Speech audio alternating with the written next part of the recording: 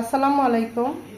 দূরে কাছে যে যেখানে বসে এই মুহূর্তে ভিডিওটা দেখছেন তাদের সবাইকে মাহফুজা কিচেন ভিডিওতে ওয়েলকাম। আজ হাঁসের মাংস রান্না করব।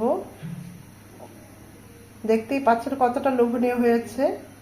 তো কথা না বাড়িয়ে আমি কিভাবে হাঁসের মাংসটা সবসময় রান্না করি সেটাই আজ আপনাদের সাথে শেয়ার করব। চলুন মূল ভিডিওতে চলে যাই।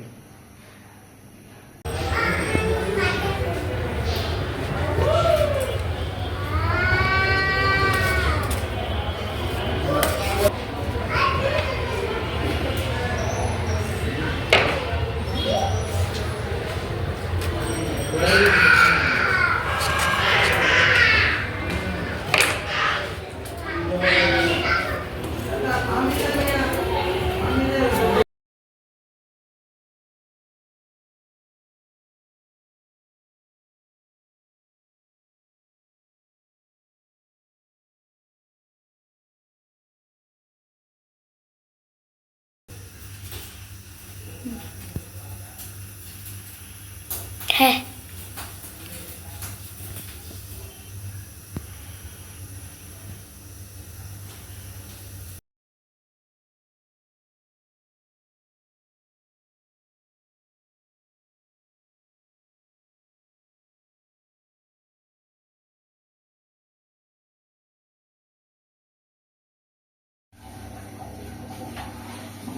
মস্ত বড় একটা হাঁস এনেছি। হাঁসটা এনে খুব ভালোভাবে ওইখান থেকেই ছিলে এনেছি, দেখতেই পাচ্ছেন। ড্রেসিং করে এনেছি, পরিষ্কার করে রেখেছি সব।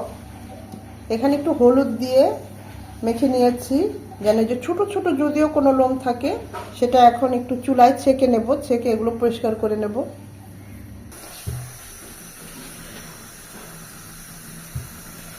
এভাবে চুলায় ছেঁকে নিলে ছোট ছোট লোমগুলো বেছে নেব।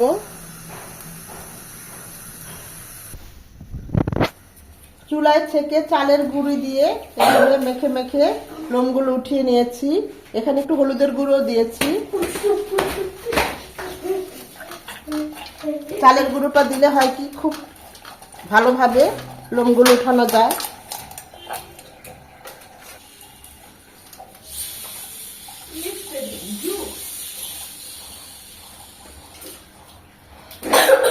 আর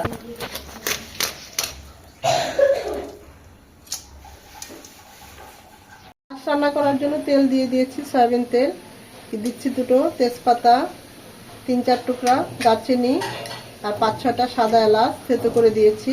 ঝালটা গ্রানটা বের হয়ে আসবে। গোটা মশলাগুলো 1 মিনিট হবে। গোটা মশলাগুলো 1 মিনিট হওয়ার পর 1 কাপ পেঁয়াজ কুচি। পেঁয়াজটা নরম হবে। পেঁয়াজটা যখন এরকম লাল লাল হয়ে আসবে, অনেকটা ভেরেস্তার মতো ভাজা ভাজা, ঠিক এই পর্যায়ে দিয়ে দিব 1/2 কাপ পেঁয়াজ বাটা। এখানে আমি কাঁচামরিচও বেটেছি, তাই কালারটা একটু এরকম হয়েছে। পেঁয়াজ বাটাটাও 1 মিনিট ভেজে নেব, যেন এর এক্সট্রা যে পানিটা সেটা চলে যায়। দিয়ে দিব 2-2.5 চামচের মতো আমি এখানে আদা রসুনের পেস্ট দিলাম। 2 চামচের একটু বেশি আছে, আমার হাতটা বেশ বড়। আদা রসুনটাকেও 1 মিনিট ভেজে নেব, যেন ভাজার গন্ধটা চলে যায়। উঁচু করে 1 চামচ মরিচ গুঁড়ো, 2 চামচ মরিচ গুঁড়ো, উঁচু করে 1.5 চামচ হলুদ গুঁড়ো। বেশি দেওয়া যাবে না, তাহলে আবার হলুদের গন্ধ করবে। 1 চামচ ধনিয়া গুঁড়ো, 1 চামচ ভাজা জিরে গুঁড়ো, 1 চামচ গোলমরিচ গুঁড়ো। তেলের মধ্যে মশলাগুলো 1 মিনিট কষিয়ে নেব। মশলাগুলো আরো ভালোভাবে কষানোর জন্য 2 টেবিল চামচ নারিকেলের দুধ দিয়ে কষিয়ে নিচ্ছি। এখানে চাইলে আপনারা নারিকেলের পানিও দিতে পারেন, বা এমনি নর্মাল পানি দিয়ে মশলাটা কষিয়ে নিতে পারেন। 1 চামচ কাঁচামরিচ বাটা, এতে ফ্লেভার টেস্ট দুটোই খুব ভালো আসবে। নারকেল বাটা 2 টেবিল চামচ, বেটা একেবারে মিহি করে নিয়েছি। কষিয়ে নেব। সময় 2টো আস্ত রসুন দিয়ে দিচ্ছি, এতে টেস্ট খুব ভালো আসে হাঁসের। রসুনটাও কষবে। মশলাটা যত ভালো কষানো হবে রান্নার টেস্ট তত ভালো হবে। যেহেতু আবার হাঁসের মাংস বলে কথা, মশলাটা খুব ভালোভাবে কষিয়ে নিতে হবে। রেগুলার কাট করে কেটে নিয়েছি। এখন এই হাঁসের মাংসটা উল্টিয়ে পাল্টে খুব ভালোভাবে কষিয়ে নিতে হবে। হাঁসের যে একটা র ফ্লেভার সেটা থাকবে না যদি ভালোভাবে মাংসের সাথে মশলার সাথে কষানো হয়। তো এখানে ধৈর্য নিয়ে একটু পরপর নেড়ে নেড়ে মশলাটা মিনিমাম 20 থেকে 25 মিনিট কষিয়ে নিতে হবে। এতে হাঁসের মাংসটা অনেক টেস্টি হয়।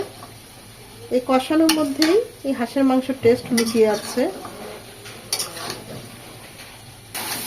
একটু পর পর নেড়ে নেড়ে মাংসটাকে কষিয়ে নিতে হবে যেন আবার নিচে ধরে না যায়। যত ভালো কষাবো মাংসটা তত মজা হবে।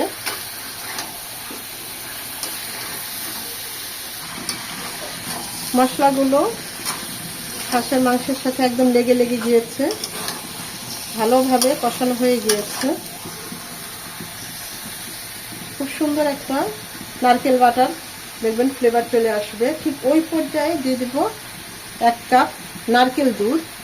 এটা দিয়েও কষিয়ে নেব আরো 8-10 মিনিট। হাঁসের মাংসতে নারকেলের দুধটা খুব ভালো যায়। চাইলে এখানে ফুটানো পানি দিয়েও একবারে ডাইরেক্ট আমরা যে গ্রেভিটা দিই সেটা দিবেন না। কিছুটা পানি দিয়ে, যদি দুধটা না দেন কিছুটা পানি দিয়ে হাফ কাপ বা 1 কাপ দিয়েও প্রথমে কষিয়ে নেবেন, তারপরে পুরো গ্রেভিটা দিবেন। এটা দিয়েও কষবে।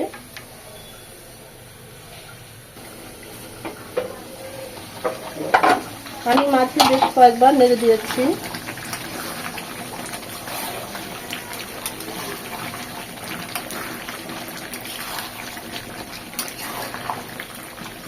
এরকম মাখো মাখো কষানো পর্যায়ে দিয়ে দিব 5-6টা আলু।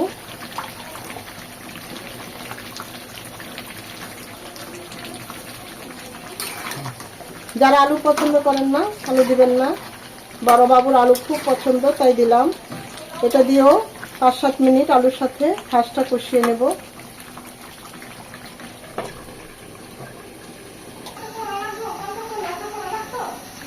মাঝে কয়েকবার আর নেড়ে দিয়েছি। যদি দেখেন হাঁসটা সেদ্ধ হয় নাই সেক্ষেত্রে 1 কাপ ফুটানো পানি দিবেন। আর যদি দেখেন সেদ্ধ হয়ে গিয়েছে বা এই মাখো মাখোটাই রাখবেন, তাহলে এই পর্যায়ে নামিয়ে নিতে পারেন একটু গরম মশলা গুঁড়ো দিয়ে। আমার হাঁসটা সেদ্ধ হয় না, আমি এখানে আরো 1 কাপ ফুটানো পানি দেব।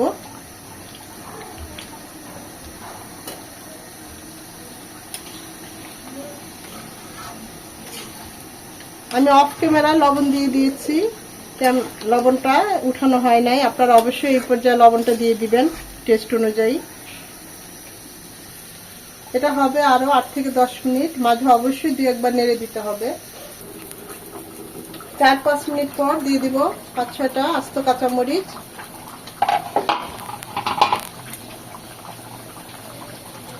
দিয়ে দিব 1 চামচ গরম মশলা গুঁড়ো। এটা নামানোর শেষেই দিবেন।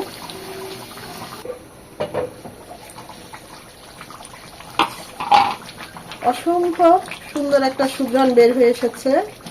আমি তো এই মাখো মাখোটাই রাখবো, কারণ এটা ঠান্ডা হলে আলুও কিন্তু ঝোল টানে আর একটু মাখো মাখো হয়ে যাবে। আমার রান্নাটা অলমোস্ট ডান। এখন আমি চুলাটা অফ করে দেব।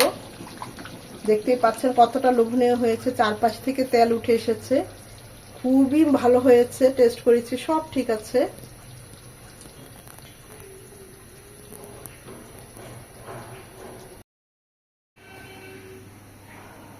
আশা করি ভিডিওটা আপনাদের ভালো লেগেছে। যদি ভালো লেগে থাকে লাইক কমেন্ট শেয়ার করে দিবেন।